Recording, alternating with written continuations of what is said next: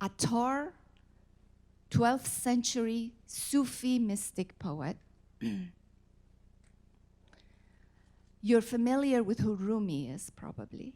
Now, Rumi said, Attar traveled through all the 7 cities of love while I am only at the bend of the first alley.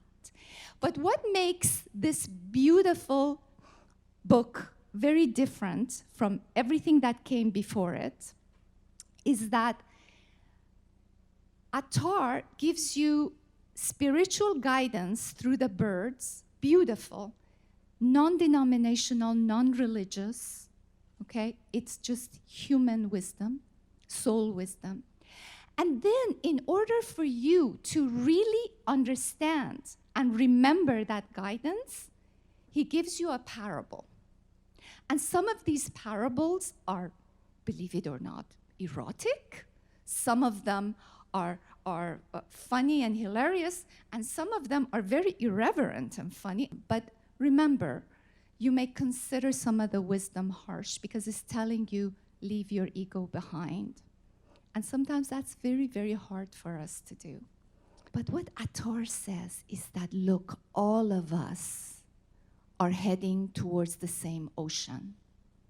Call that ocean anything you want. You can call it Allah, God, Dios, the universe, whatever.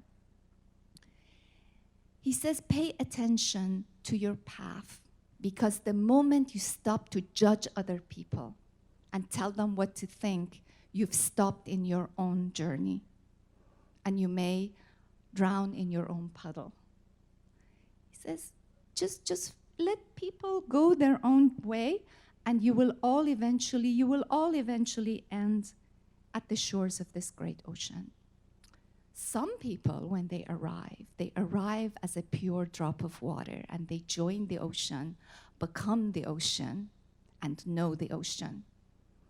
And others, after a long journey, have not been able to shed away their ego, and so they arrive as a pebble wrapped around themselves, around their own ego.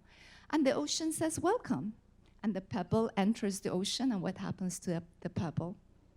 Sinks to the bottom and will only know itself forever, for eternity. And I think perhaps that is hell, right? It would be to me.